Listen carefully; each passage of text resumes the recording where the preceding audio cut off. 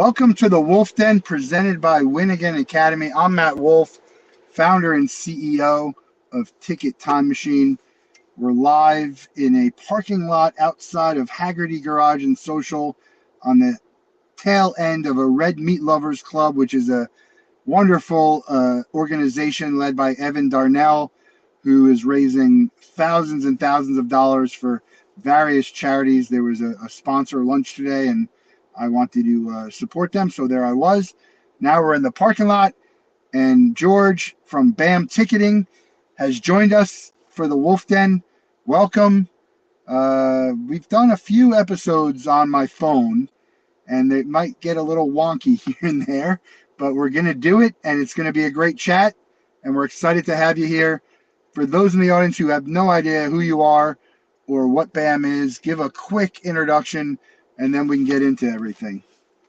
Hey Matt, thanks for having me. Of course. So I'm Georg. I'm founder and CEO of B.A.M Ticketing. We are a blockchain ticketing as a service provider and resolving the largest issues the current legacy ticketing systems have. That is, to a small extent, fake tickets, but the large extent is, of course, secondary market control. Bots buying large allotments of the tickets, like for Taylor Swift, who got literally attacked by 9 billion requests. So this is what we are solving in the end. Yep. NFT ticketing, essentially blockchain NFT ticketing. Is there a difference between a blockchain ticketing and an NFT ticket? Well, NFT is kind of a protocol on a blockchain. It's a non-fungible token, and of course, for ticketing, especially when we have a seated event, it's non-fungible. Row 1, seat 1 is non-fungible with row 7, seat 8, right? So it's a non-fungible token on a blockchain. But so I mean, we play the game of semantics with talk like all NFT tickets are on the blockchain, but not all blockchain tickets are NFTs, correct? That's true, because a blockchain ticket basically only describes that the business logic. What are you able to do with that ticket? Can you transfer it? Can you resell it? All those basically the terms and conditions written to a smart contract. That would be the blockchain ticket. And what an NFT ticket, or what they understand on an NFT ticket, is actually the ticket stub attached to the business logic, which is the collectible part of it. Right. But not the word NFT is thrown around so often that most times they don't really do anything special with it, right? It's just basically a digital ticket, but the technology behind it, which, by the way, why do I care? Right, as a consumer, I don't really care.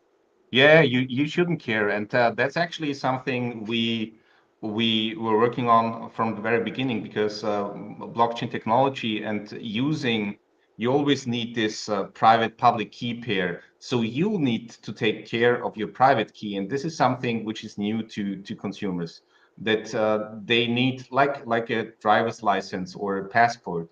You need to take care of this digital certificate on your own. So from the very beginning, we were focused on the usability, so that nobody actually knows he's using a blockchain technology. And we got great feedback, like this was easiest buying experience ever. When you see other NFT ticketing companies, some are trying to do it like really correct. That's okay, like we're doing it, but they rely on the current infrastructure, or the infrastructure which is there for Ethereum or Polygon. So you need to know how to set up a wallet. You need to know how to take care of your certificates. That's super difficult for end consumers at the moment. Who needs to take care of a certificate? I buy a ticket, I do nothing with it until the day of the event, and then I go to the ticket and I pull it up and I use it. So what does that mean? Take care of the ticket? Well, it's the key. It's a small file. In our case, this small file resides on your phone in a secure storage where Right. actually no other application has access to. It's like for online banking. There you also have a certificate which is stored on your phone, pretty secure. And Right, this but again, we just assume it's secure, and 90. I don't know. I don't. I love to make up numbers, but a very large number of everything we do is secure and not really able to be hacked. Like one of the reasons why people use the iOS system and Apple, right? You don't get any stuff like that. Stuff could be hacked, but for the most part, we don't. It doesn't. It's not a worry of people, right? And then the other thing for me is, and I'm just saying, what percentage of events are going to be so high in demand that the buying process isn't good? Well, it's definitely the high demand events we are facing. That's I would say festivals, all of the festivals. They also have quite a large secondary market because most festivals are quite international, or if not international, the fans come quite from far. Right, Well, I don't know, they get a sneeze, break the leg, they want to resell the tickets. So there we have a large secondary market. And for Taylor Swift, for example, it's high demand. So for those, blockchain ticketing is definitely the future. And if you think about sports, I don't know the situation in the US, but in Europe, in Spain, in the UK, in Italy, in France, also for the season passes, it's a huge topic. Reselling them, in most cases, they are not even allowed to do that, but nobody can control that. So right. that's what blockchain is about: the full chain of custody, who transfers tickets, who sells tickets, and so forth. How does it offer added value with regards to collecting data and managing data? Yes, it does. And how we're doing that is in a privacy preserving way. So it's like Berners-Lee imagined this new World Wide Web that actually not Google is in control of your data, but you are. Now, if we transpose this to NFT ticketing, to give an example, the blockchain would know which artists you like, which events you attended, in which places, but you are in control to actually make this public to event organizers. So they could, without knowing you, they don't need to know your email address, your name, whatever. They can simply see, if you share this data. Well, you attended Limp Bizkit concert last year. Limp Bizkit will come back again.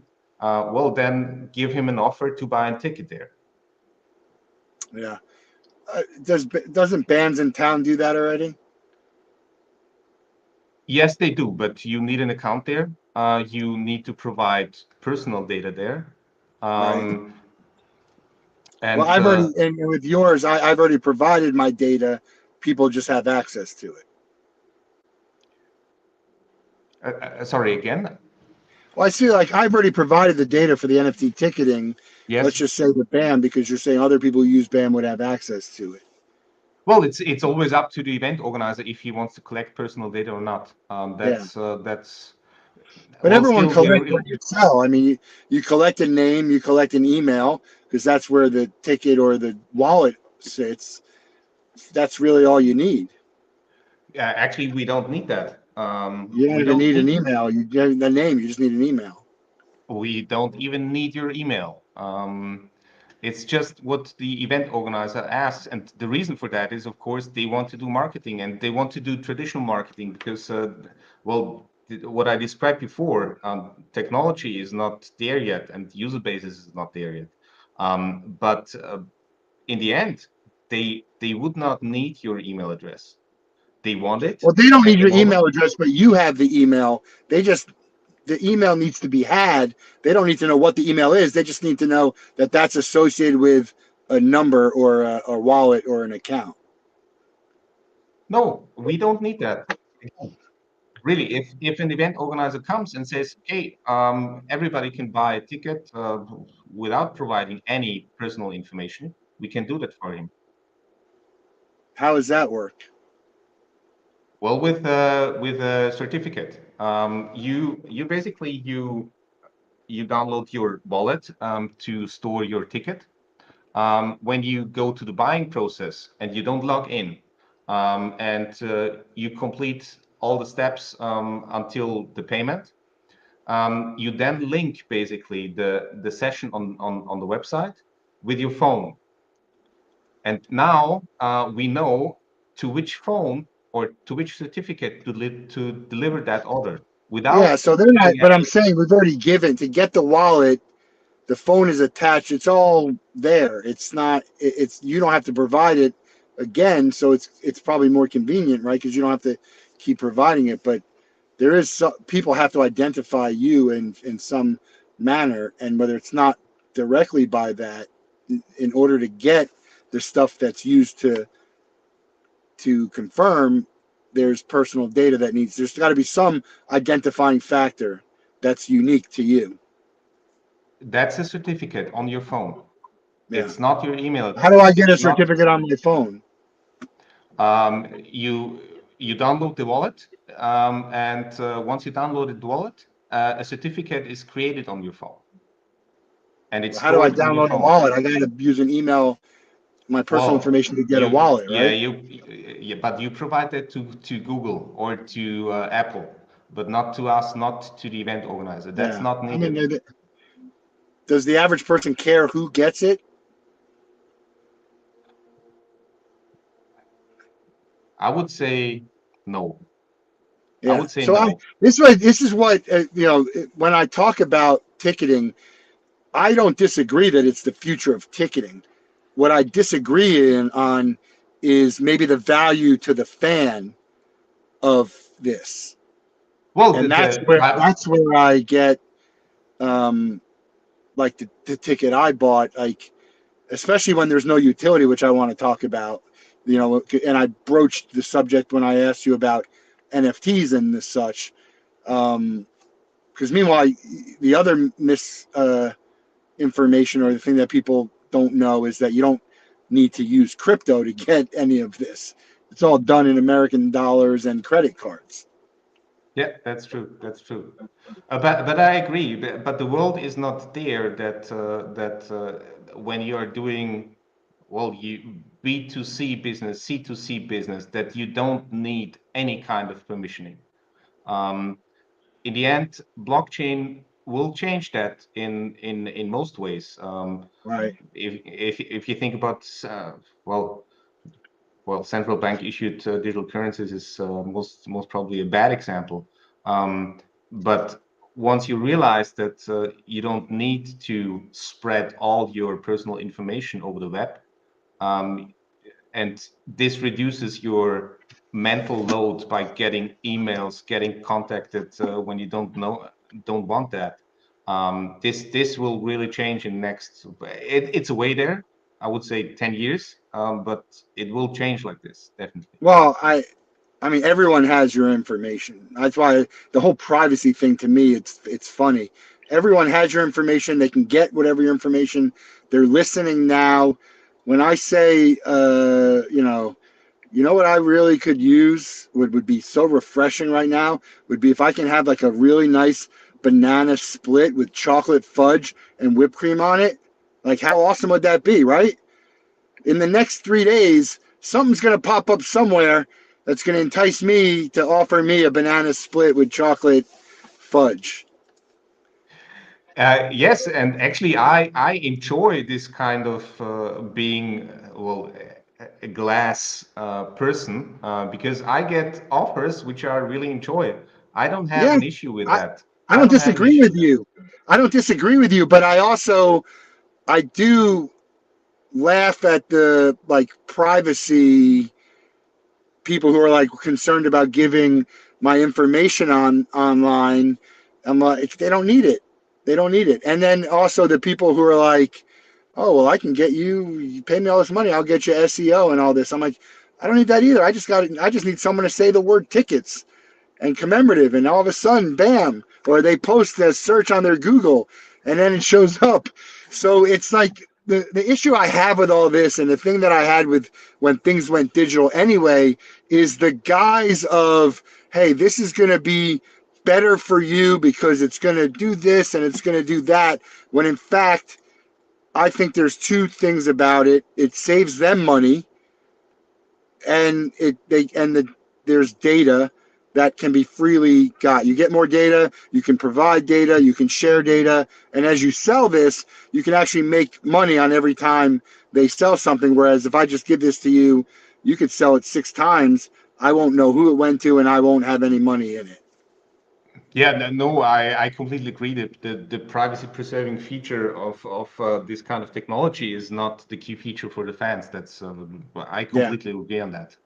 What do you think about, like, the latest thing I heard was that the bots and the companies were just buying up verified accounts. How do you like, that was a big problem, right? How can you combat that? Because I think you could buy up wallets too. There's no difference, right? There's nothing preventing me from owning 150 wallets that could appear to be 150 people who like concerts. Um, well, that's perhaps a huge difference between our system and other systems. If you use Ethereum or Polygon or any other of those generalized blockchains, you are able to generate a zillion wallets for your personal use. With us, you basically you have one wallet, and we are even working to harden this even more by using it's called verifiable credentials with decentralized identities or self-sovereign identities, so we can prove that somebody entering your website buying a ticket is a real human. And stealing an identity, it's a different legal case than stealing or buying a Facebook account with a fake email address. Right, of course, that's great. That's great technology. But what I'm saying is, I'm Matt Wolff. I have 6 different emails, and I can create 6 different wallets. And I'm a human being, and I can have 5 other people use my wallet to buy Taylor Swift tickets, 8 tickets each, when it goes on sale. No, you can't do that with us. You, Matt Wolf, you have one wallet. I You can't can create buy. 5 different wallets with 5 different emails with 5 different credit cards. No, because the wallet is not bound to your email address in the end. So I could get 5 friends of mine who are all humans who don't care, but just want to help me because I'm going to give them 10% of my resale. And they This can create all a this wallet on their own. this of course this works. They are human. They can buy tickets. Yeah. But that's a concern. When the bots get blocked, these people find ways to have humans wait online. They used to have them wait online, enter a lottery, all of that. Scalp, I mean, the scalpers at the events in person, when they used to be able to do it easier, I mean, they're hired by someone to do it because it's worth them, there's enough money in it for them. Yeah, there is a load of money in that. They are paying to get IP addresses from private people, and they don't even know that their IP address is used to buy tickets. Yeah. So they're using it's called proxy services. They install a small application on their PC, for example, and when they're not working with it, the one providing this small application can use their PC, and they're using their PC to buy tickets. Wh- I understand the safety and the contracts, but there's a lot of fraud out there, even in the blockchain. It's probably more in the crypto world than the blockchain world, but they're so heavily related that sometimes it's hard to distinguish between the two. And it's like, do you remember? I don't know if they did this outside the U.S., but the guy who had the secure lock, and he said life lock or something. I'll give my social security out number, and then he got hacked. And do you remember that? Do you ever see that? No, didn't hear about that. Oh man, it's a U.S. thing. The guy has a company where he talks about how secure all their stuff is. Like, I'll even give you guys my social security number, and then people hacked it. And the people, there's so the movie Catch Me If You Can. There's so many smart people. They're just smart. The people will find a way to sort of circumvent this system. Now it's going to be very difficult and it might be costly. How is that 5 years, 10 years, 20 years? Could it happen next year? How, I mean, and I'm not talking about widespread, like they're going to be able to get everything, but just because once you figure out how someone does it, now you can combat against what that is. You don't even know right now the security, the measure that someone's going to go to break through whatever it is. But I can't imagine that anything is 100% foolproof and fraud proof. We're just trying to get to 99.999, Yes. whatever it is, right? Yes, and one has to know that actually Bitcoin was not a complete new invention No, 10 years ago. It was no. actually combining technologies which were, some of them were 30 years old, and it was just combined smartly to come up with Bitcoin.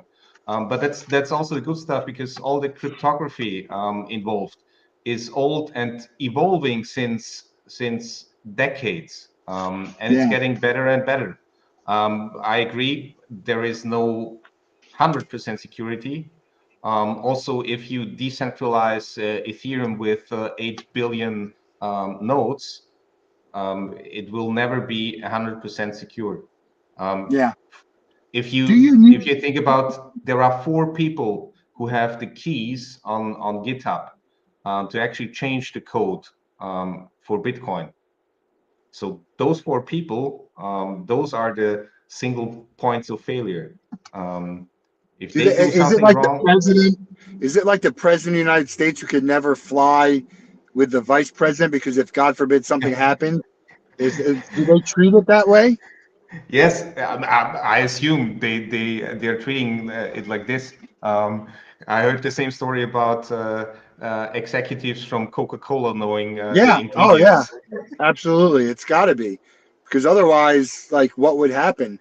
Here, I want to give you some true or false questions, and true or false. Bitcoin needs to be successful for your blockchain ticketing to be successful. No, not at No. all. Uh, your blockchain would be more successful if Bitcoin is successful. No, not at all. So it doesn't matter. Doesn't matter, because Doesn't matter Bitcoin, one way or another. yeah, it's What based about the on. NFT side? What about the NFT side of the business? There also, I would say no, but not a strict no, because you have to distinguish between the ticket stub, which is on the smart contract, which is, well, it gives you memory of that event. But would you sell a ticket stub where it just says, I don't know, the lineup of the festival? You won't do that. So there is no economic value in the ticket stub.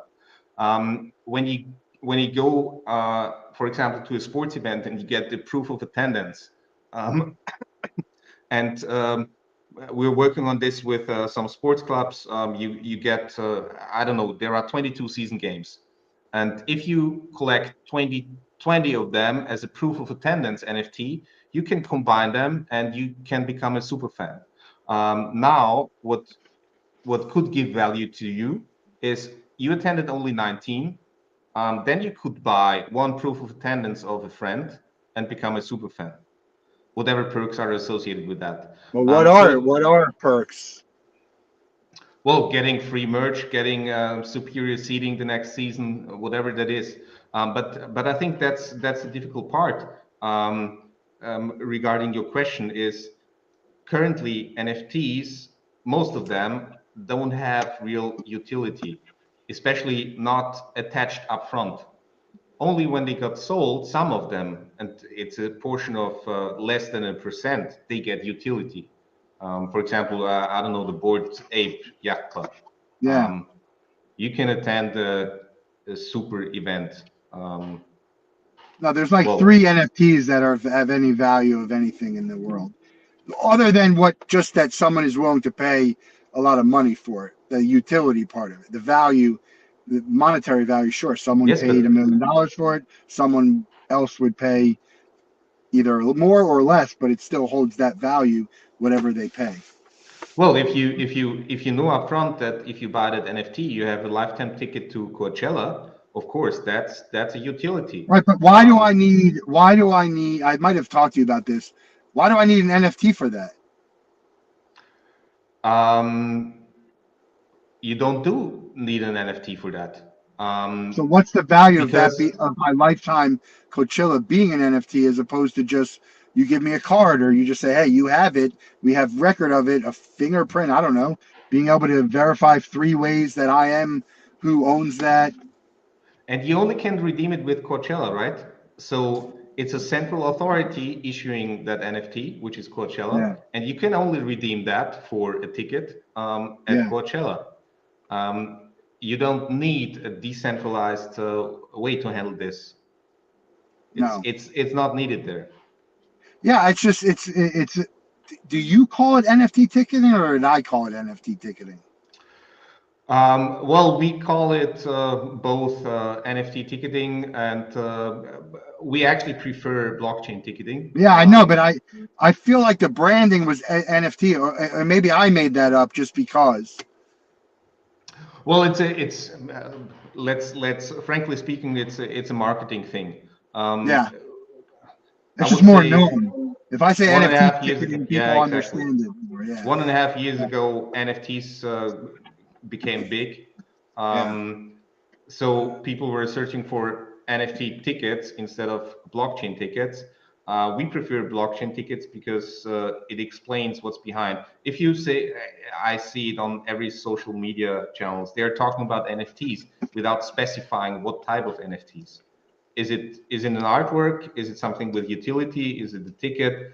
Is it whatever it is? They only talk about NFTs. NFT is just a container, a protocol. It doesn't describe what's actually in that NFT. what? So, Yeah, it's it's a digital artwork. I get a digital ticket that could be an NFT artwork, and it's like the same digital ticket that they could have given me 20 years ago that they were doing print at homes, like one nice one, and they couldn't bother to do it. But now they want to make it like it's a big deal and you should be all excited about it. I don't know.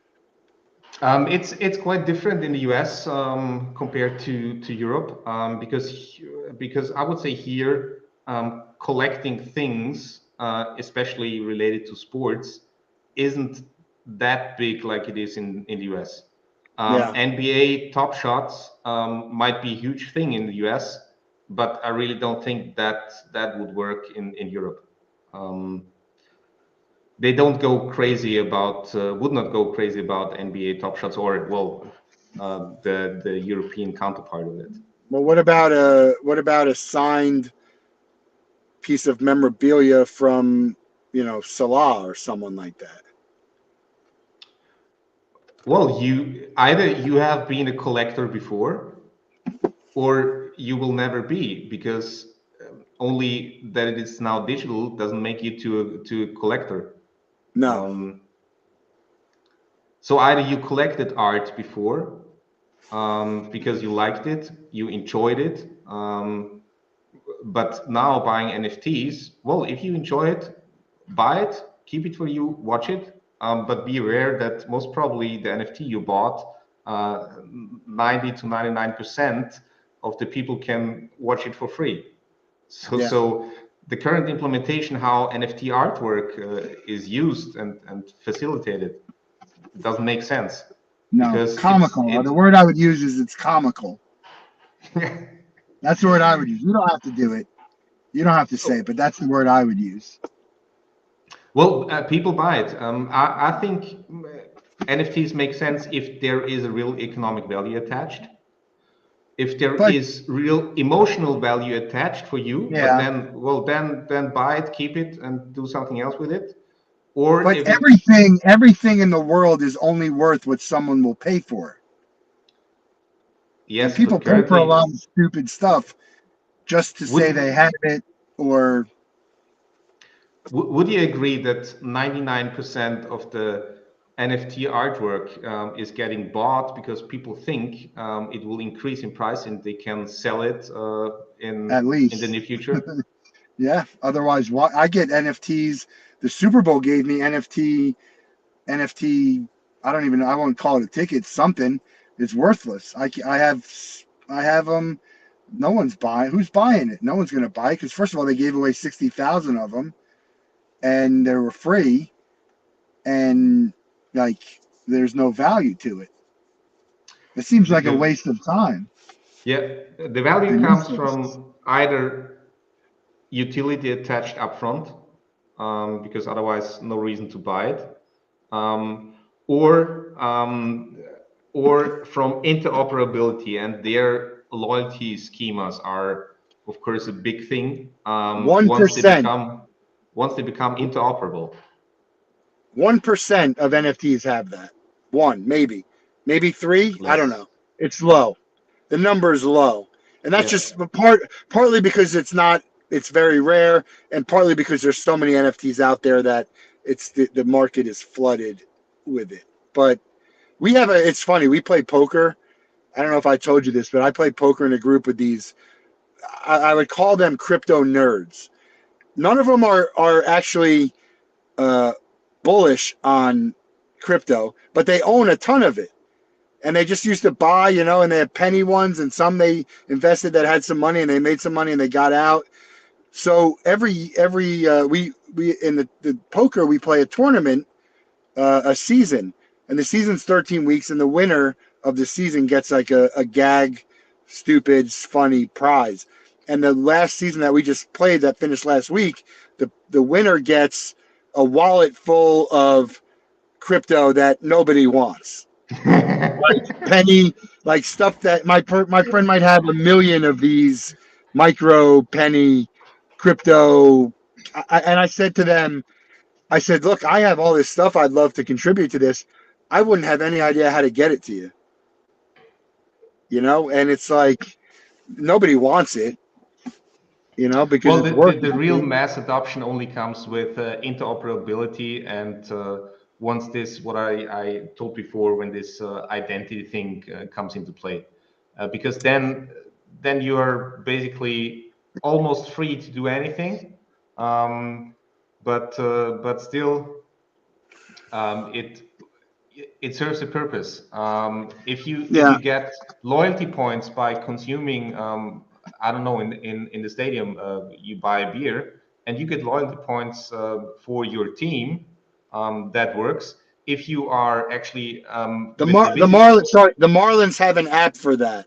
It's called the Home Run Record Club and Club 305 for kids. It's done on an app and a QR code. What's the advantage to having that any other way? Or is someone stealing my home run awards and buying stuff at the stadium so they can get a free merch or a free bobblehead? no. Again, it's about the interoperability. It's and you need to, well, they will be replaced. Systems which have like a really simple business logic, like loyalty systems, um, simple transactions like payments from customer to customer. This will be on blockchain definitely, Are because these you things that don't. you are creating or you're integrating with your stuff? Are you creating or integrating?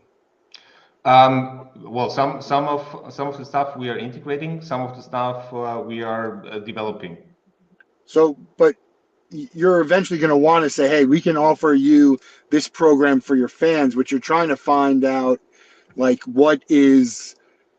like what what are you trying to sell?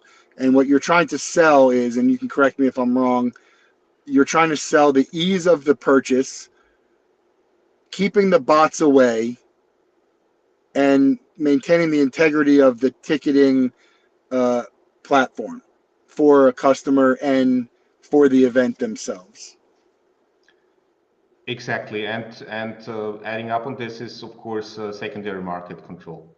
We get feedback on social media, and I cannot actually tell you the words because it's full of cursing. That they're not able to sell the tickets on StubHub, Yeah. for example. But it's But a you're not compliment in you're the end. not eliminating the secondary market. You're controlling the secondary market. There's a Yes, very big distinction. Like yes, we don't yes. care. We it's not that we care that people are reselling it. We want to know who's reselling it. We want to be able to control that. But the secondary market itself should be free market, and it should be like, look, buy, I can buy whatever. Definitely, it should be a free market for. But for example, we have legislation here in the European Union that selling something for 5 times the price is illegal, at least on a commercial scale. So That's the this number. is yes. The number is 5. Okay, so I'll just sell for 4.99999 times. Let me continue. So this is what we call the governance layer or legislation layer. Yeah. So an event organizer can define something below that. He can define maximum markup should be 20%. But if he says there is no limit, then still 5 times the face value would actually be the maximum markup in the end. And this is quite different with our system. We can do this. We can integrate all the parties, not only the stakeholders like the artists, ticketing companies, promoters, venues, and so forth, but also and that's my opinion is that blockchain technology will actually be the government technology of the future because they can implement legislation with this kind of business logic. So tax evasion, for example, it's a for ticketing that's a big thing. For example, in Italy, all the ticketing systems there, they need to be approved by I think there are 5 universities. They will review all your source code and even implement small parts in your source code to be able to turn off your system at any time.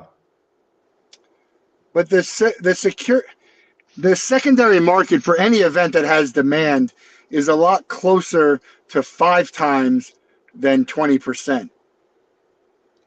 Definitely, but still, well, I'm sure that you know how the law is in the U.S. You in some states, and I think there are a couple of ones, you may not restrict transferability for tickets. You may not do that. In others, you may do that. With the big tournaments in Europe, you can do that. You can restrict transferability, and there is a way to transfer it, but you have the buyer and the seller need to go to a central authority. It's either digital or Well, physical. that makes sense. I like that Present the because, passport. yeah, I mean, Britney Spears, I think it was Britney Spears back in the day or some, or maybe it might have been Taylor back in the day, said, you got to show up to this event with the credit card that you used to buy the ticket. Otherwise, you can't get in. Now, there's a lot of that stuff wouldn't fly today. There's discrimination and all kinds of stuff, but there should be some way to say, hey, you bought this, you have to attend this. And if you're going to, if you can't for whatever reason, then you have to find a way to have this party. It's not an easy process. It can be done, but it's not an easy one. So you find the ways that make it possible, but it really deters people from doing it, which is what most people do in any event or selling anything, to limit the amount of refunds that come back and make it harder to do, not because you want to screw over the customer, just because you want to make it a better experience in the long run and in the bigger picture for the customers who are there. Yes, I would agree, and this we're actually resolving with the digital identities attached to the ticket. Um, Nobody needs to go somewhere and present their passport.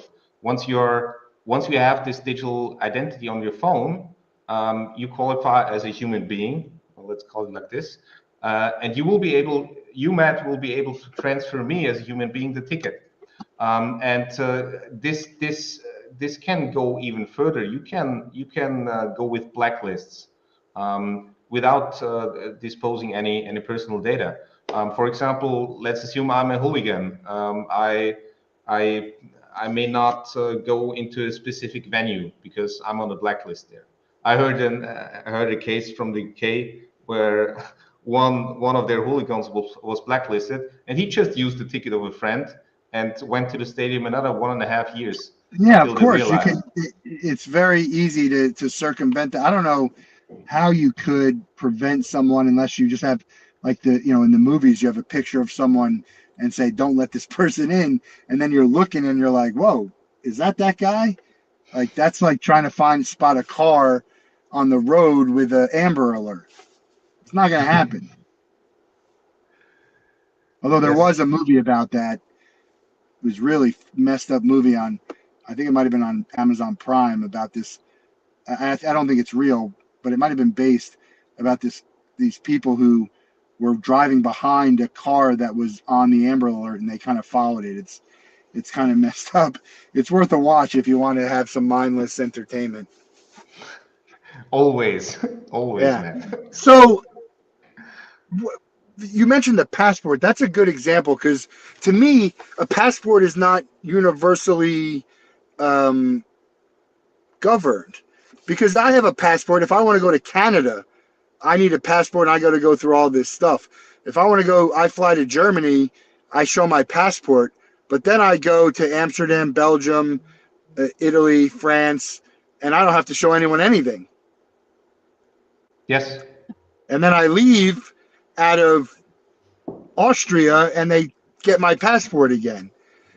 So, I mean, isn't there like some sort of correlation between that and saying about we have these rules, but they're stricter in these areas than they are in that area because there's just we're all in the part of the same network and we're friends. Is that a security issue?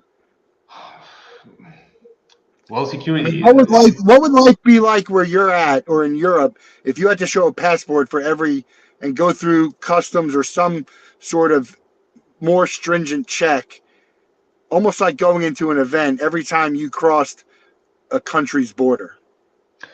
I will take the example of the pandemic because in Austria you needed to show your health certificate um, and along with it your passport. So now what we did, we integrated that digital health certificate and did a KYC with the wallet. So it was one check for the COVID certificate along with the KYC, which should match, of course, your health certificate. Right, but you can Um, get a COVID vaccine card. I could make my own. It was very easily counterfeited. At least in the U.S., it was. and yes, that's the main point with stealing a passport. You might go to jail, I don't know, for 2 years. For a COVID certificate, you might go to jail not at all, right? Yeah, yeah. It's interesting about the correlation between governing and security and what we consider. We're going to be a little bit lax on this. But I Like think having to take your shoes off at the airport in I think 2023. that's one of the biggest misperceptions about blockchain technology, that it it has to be anonymously everything, but at the same time transparent. There is no transaction or process which doesn't need any way of permissioning. If you buy a ticket, you said it before, the ticketing companies are doing permissioning on Web 2 at the moment. We can do that already on Web 3. We don't need that. But people think that on Ethereum everything can be just completely decentralized. It's the Wild West. You can do anything there. But in the end, if you do B2C business or B2B, you need permissioning. There is no permissionless transaction B2C or B2B. So BAM ticketing aims to be, you're just providing software to companies that are already doing this, and you're adding the extra thing. For example, I have ABC Ticketing Company. I offer these ticketing. You come in and say, hey, we can offer your technology. Today, as it sits, it's going to be ordered through BAM if it's a blockchain ticket, but down the line, it's just going to be an ABC ticket that has blockchain technology. Exactly. And this actually, it opens up another use case, and I think that's pretty much in line with, well, in my opinion, what could be the outcome of Taylor Swift. Because currently in Europe, I know many places where not only one ticketing company is selling tickets for a specific event, but multiple ones. Yeah. They now have the situation, they raise their hand, they get a 5% allotment of all tickets, they sell it, then they raise their hand another time, get another 5%. But with this technology, you can everybody, all brokers, all legacy ticketing providers can access the same pool of tickets, and they can all service the tickets, which But at the moment transparency, you said transparency. That's the big problem, because if I'm a ticketing company or I'm a management, I hold back tickets. I say I've sold out when I haven't. All of a sudden, we find more. So that's really what I want to get here to make it clear for people, is that has nothing to do with you guys. You're just providing this stuff, and what these people do with your stuff, which you can't control in a lot of ways, is out of your hands. And now it's like the ticketing industry in general doesn't want to be transparent, doesn't want to be held accountable for some of the bad practices that they've done. Well, there I have to break a lance for the ticketing industry, because the ticketing companies we are talking to, everybody wants to fight those bots, and it's not like this that they don't care. They have big teams working on that, but it's a huge task. I agree that some, and we all know documentations where it was proven that they don't care. But there are ticketing companies out there, big ones, who really care. Yeah, but you still the bot. But again, the fan doesn't care about the bot as much, because the odds on me getting a Taylor Swift ticket, if she's playing down here in Florida in a 20,000 seat arena, or even if it's 40,000, it's not good. How do you mean not good? Well, you got to get lucky, right? Because even when I was waiting on your line to buy a ticket, which I bought, I mean, there's a waiting line, and so it's like I don't know, it doesn't move. Sometimes it's like, Well, let's assume that you cut out the bots, and let's assume that for Taylor Swift, it was 90% bots. The waiting line, your chances to get a ticket are 10 times higher. Yeah, but that's just 10 times a very low number. Part of the problem is, and we had Eric Fuller on the show, and what he says is, let's put some of the blame, and I don't agree with a lot of he says, but what I do agree is, let's put some of the blame on the artist who play one show in a major metropolitan area that has 5 million people, and they sell 40,000 tickets, which sells out immediately, and they only do one show. I mean, play 5 shows, right, and sell out if there's demand for it, and you could sell out 50,000 seats, and then you could be like, look, I can't play it all the time, but that's the beauty of Vegas. Like, I'm playing a residency, I'm playing 2 shows a night every day of the week.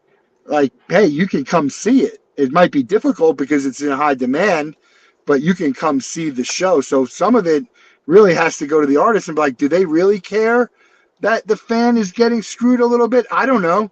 I don't know that they do, because my example is like Pearl Jam had a big fight with Ticketmaster back in the day, and they're a Ticketmaster company now. Well, I agree but there are different categories of artists. I would say the younger ones definitely fall in the category you were describing here. But the older ones, there are those who don't even want to charge like a huge amount on their tickets. They sell their tickets for 70 bucks, while others are selling for 240. Um, and they say, well, they don't care. They do it for the fans. They know it's a cheap ticket, um, but they don't care. They want to play for the fans. And I think there are multiple types of artists there. I Um, yeah, my opinion is that, again, we love to throw around fake numbers. A very high percentage of deals to the fans come over as a result of, hey, we couldn't sell enough, and we want more people in the stadium because they're going to eat, drink, and it's better if it looks full. Does that happen over by you? Because that's how it happens here in the U.S. We can't sell tickets. Here's a discount code. Here's 2 for 1. Here's $20 lawn seats to fill up the lawn. no, but I actually I think that's U.S. market Yeah, you're describing. In Europe, and you're it's trying to get I would into the say U.S. different. market. You have some U.S. customers, and you're trying to get more into the U.S. What's the biggest roadblock for you to be in the U.S. A bigger presence? Um, well, we started a couple of years ago here in Europe, so it definitely needs a subsidiary in the US. We are working there also with white label partners, of course. That's a great opportunity for us. Um, but in the end, we need to go there and have our own office there. Um, it's of course better if we don't do our own events, what we are aiming for in the end. Yeah. But still, I would say currently 80 to 90% of our business is actually in the US. Oh, really? Because here in Europe, they are not very tech savvy. Yeah. They don't try out new things. Um, they're very, well, they stay like they are.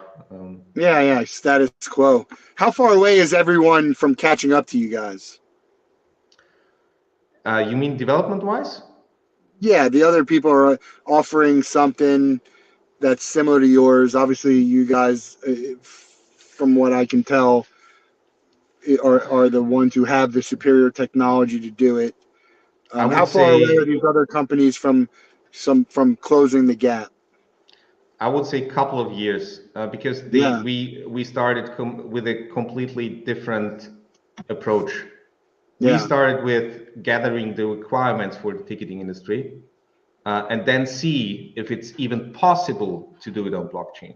Whereas others right, said, okay, blockchain is great, let's do it, without watching that you need a throughput of at least 250 transactions per second to be able to sell on the primary market a ticket. You needed a latency, meaning how fast a single transaction is confirmed, below 1 second, because otherwise validating at the venue would take ages. Um, a third one, which was very important for us, was data privacy. There is something like a business data privacy, and there is, of course, personal data privacy. And yeah, this is necessary. This is necessary for any B2C, B2B, B2B2C, whatever it is. It needs data privacy and it needs permissioning. So we started completely different from this. Everything needs to be permissionless and decentralized to the maximum amount. hmm.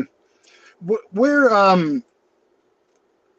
the friends, the people I know, and they're, again, I say they're crypto nerds. They can read these contracts and understand them. Means nothing to me, but they find errors and loopholes all the time Mhm. in shoddy contracts.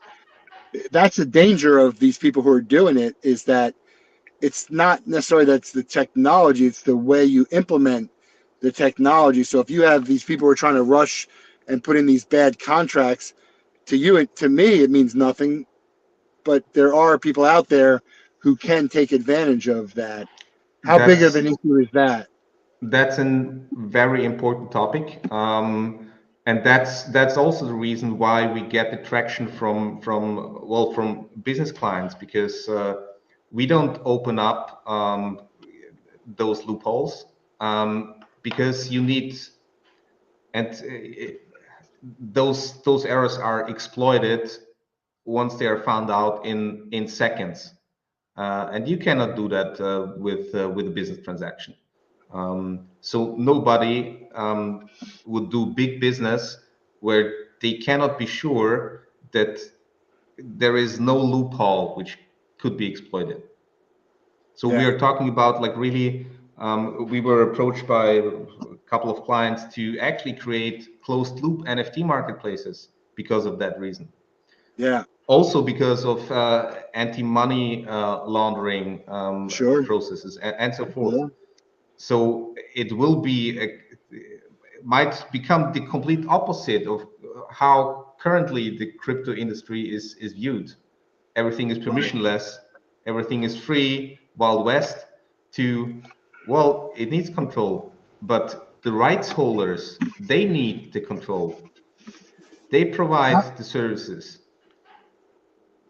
how different in 1 year, 2 years, 3 years, 5 years is your offering going to be? Not the whole industry, because it's going to be different because few are using it, but the stuff that you're doing and implementing, what is it going to be very different? Is it just going to be most of the same but better? What's your prediction for the next 3 to 5 years in the blockchain ticketing world? Well, blockchain ticketing, I think there will be huge adoption in the next years. Yeah, Also, I agree with that. already, I'm just saying, from what you offer, because you offer it today, is it going to be very different from what you're offering today, or is it going to be a lot of the same but just better and more valuable offerings? I would say it will be pretty much the same, but how you can actually use the services will be quite different. One Right. example would be digital currency. If you have a central bank issued digital currency in the US and in Europe, you would not need any payment provider anymore. So Yeah, it's not going to happen. which central bank would actually provide an interface Not going to to a centralize public blockchain? I got cut off because the U.S. is not going to centralize digital currency. I don't think in our lifetime. I don't think, but I'm not like an expert or anything. That's just my opinion based on what I know about the U.S. and the government and money and fraud and all of that. I'm pretty sure on that, because for it's a, let's call it a split banking system. They're providing different kind of services, and one of the main services is payments.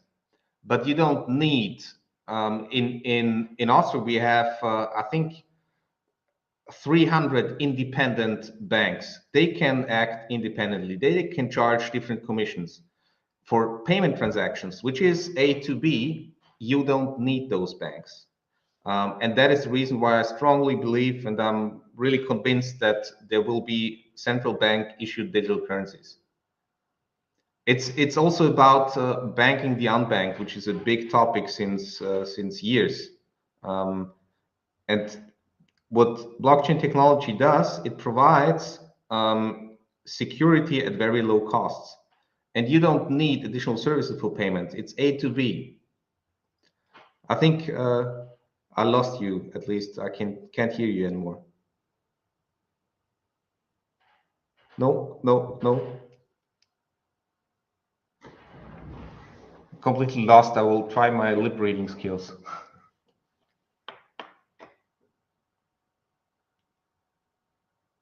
Can you still hear me? Okay, my lip reading skills are off.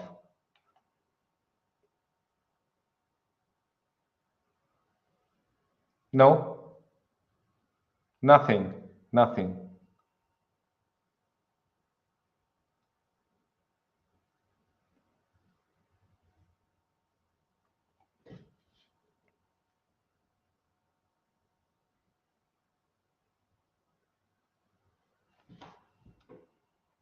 Can't hear you.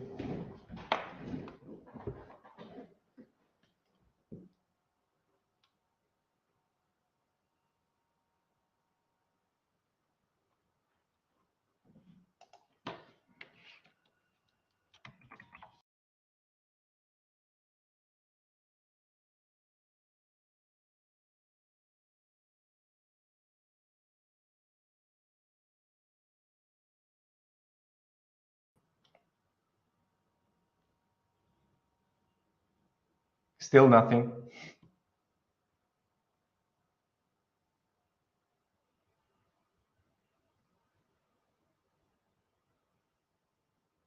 No.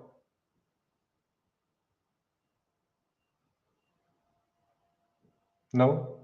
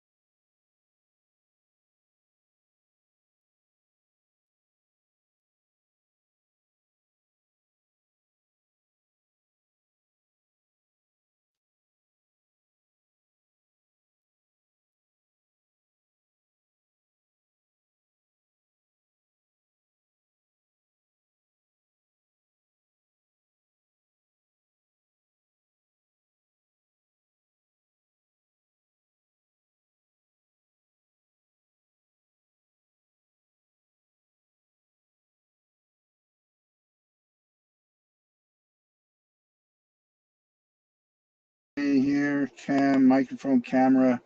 All right, I don't know if George is, if he's coming back, but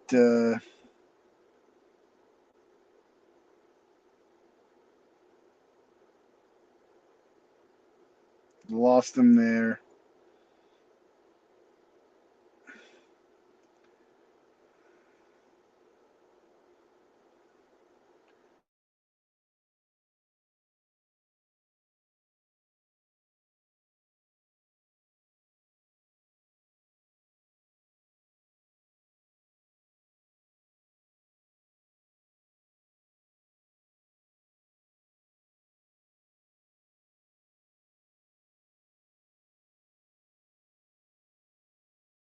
Now I'm trying to use the mic, and it does look like it's supposed to be going from the phone, but I don't know. All right, we had a good run here. This is why we do it at home. Oh, here we go. Can you hear me now? Yes. Loud. Okay. All right, we're gonna finish up here, man. That was, I don't know what happened, but I wanted to get two more questions, and then we're gonna wrap it up. Give me another misconception of blockchain ticketing that's out there that you want people to know. I think there is another one. There is a thing called token gating, which is a big thing. It is a big thing, but not for ticketing, because if you use an NFT to actually get a ticket, it's not a ticket. It doesn't implement any business logic. So there is no real use case for using an NFT to get a ticket or as a ticket without having the business logic implemented into that. So it's a contract with no power. Exactly. Yeah.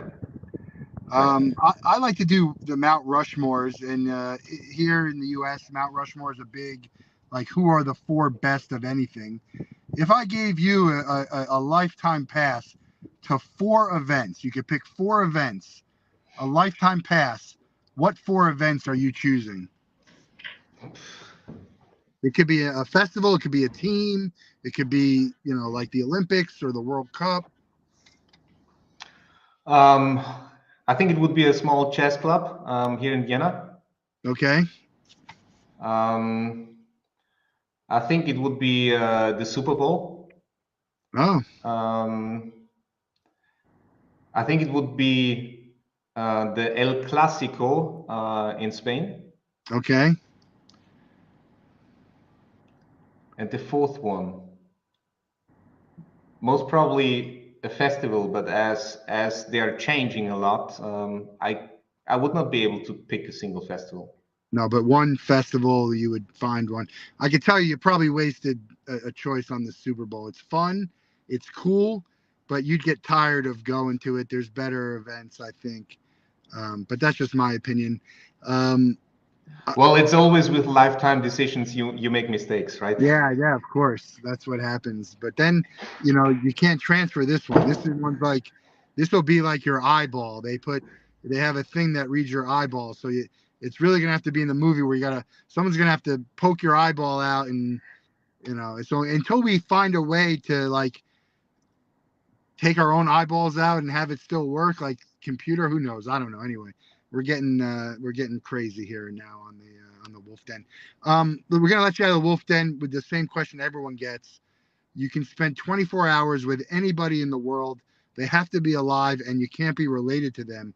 Who would you choose, and what would you guys do?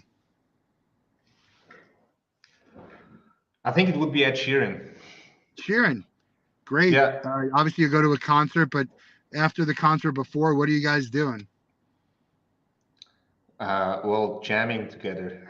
Yeah, you play? Yes, I plays bass guitar. Wow, great. That would be fun. That would be a hell of a choice. Ed Sheeran's a great choice anyway. He's on my bucket list for people to go. Unfortunately, if the tickets ever do come on sale here, we know what that's going to look like unless B.A.M Ticketing is doing it, or a company that uses B.A.M Ticketing, of course. Yeah, I think it's been great information today. People don't know, and I don't know, and I'm Well, it was quite deep also into the technology parts and yeah. and stuff like that. But I shared my honest opinion on that. Of No, course, I they appreciate. they are opinions. Yeah. I'm not a single source of truth. No, but But the I'm thing is that we're working going on to it. find out as events go and they start using it. You're going to find out. I was a part of a blockchain ticketing purchase. Purchase was fine. Everything after that was a disaster, and none of it was the blockchain's fault. So it's and but there will be bickering back and forth, right? So it's like there's going to be a lot of that until everyone understands the process and what it looks like, and but it's interesting, it's exciting, it's interesting, it's annoying. Look, there's a range of emotions on it. And ticketing has been and will be quite difficult business. Yeah. Well, look, but we love events, and it's not going anywhere. Yes.